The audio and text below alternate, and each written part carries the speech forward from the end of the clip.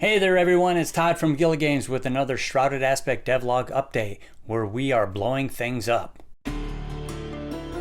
Hey, it's been a couple weeks and last time I gave an update I said that we would be talking about the release date of Shrouded Aspect. We'll stick around for the end where I'll talk about that, but for now I want to talk about some cool new features that were added to the game in the last several days.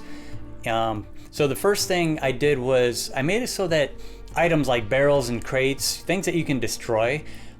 Previously, destroying those didn't really add much gameplay value. Sometimes you had to get it out of the way to access maybe a treasure chest behind it, and that's fine, but it required a certain amount of strength before you could destroy it, and it was either you're allowed to destroy it or you're not. Well, that's all been changed. Now, every item has a certain amount of basically hit points, and every time anybody attacks it, it does damage to the item until it finally reaches 0 and gets destroyed. So that means even the weaker characters with lower strength can destroy items. They just have to hit it more times. Now also, when an item gets destroyed, something can happen now. So instead of just breaking up, I made it so that it can be set up so each item can basically set off a skill that happens. So now I have these barrels that look different, that indicate that they are explosive. So when those get destroyed, they explode and do damage to everything around it.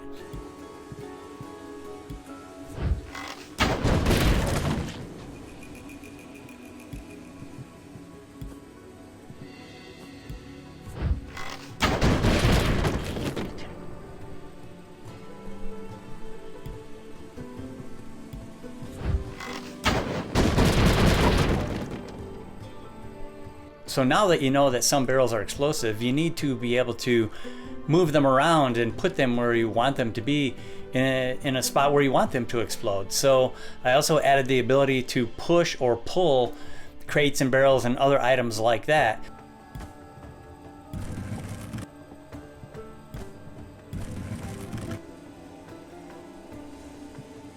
Sure.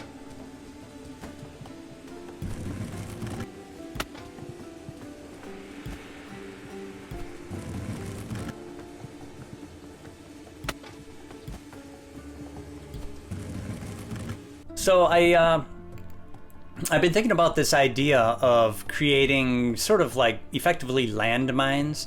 So you can, because right now you can create certain things like campfires, but the campfire is a blocking item, and it basically just helps you gain fire energy by standing next to it.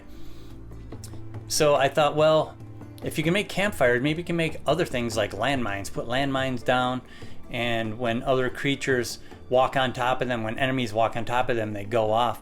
So I set it up so that's exactly what I did, but they're called glyphs. There's one for each of the 5 different energies that's not life. So death, fire, water, earth, and did I say all 5? Nature. So there's 5 glyphs. And you can create the glyph and put it on the ground somewhere, and you can see it, but the enemy can't see it. And if you can lure them into it so that they walk on top of it, it goes off, and it does, and it casts a certain skill automatically.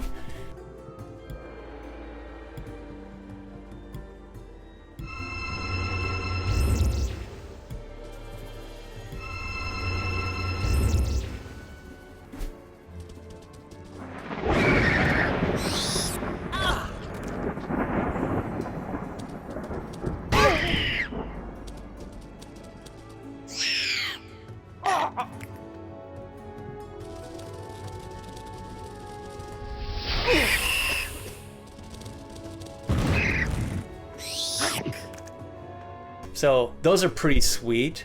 And oh, another cool thing that I just added was the ability to knock characters off of ledges. In certain scenarios, it doesn't apply to all scenarios, but certain scenarios, there's like you fall off a ledge, you land in some deep water, or you fall off a ledge and you just fall to your death because it's really high, or you fall into some lava.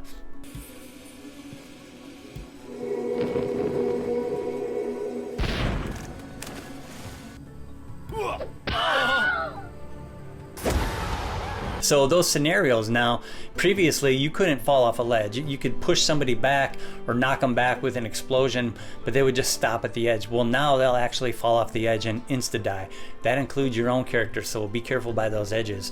And don't knock yourself off, because when glyphs go off and barrels go off and they explode, they affect everybody that's nearby them, not just enemy characters. So you need to be careful how you set things up. And for that matter, treasure chests are now destructible. So if a treasure chest is next to an explosive barrel, or next to, you know, the area where you're casting a firebomb or something like that, the treasure chest is probably going to get destroyed, and then you just don't get the treasure. So watch out for that.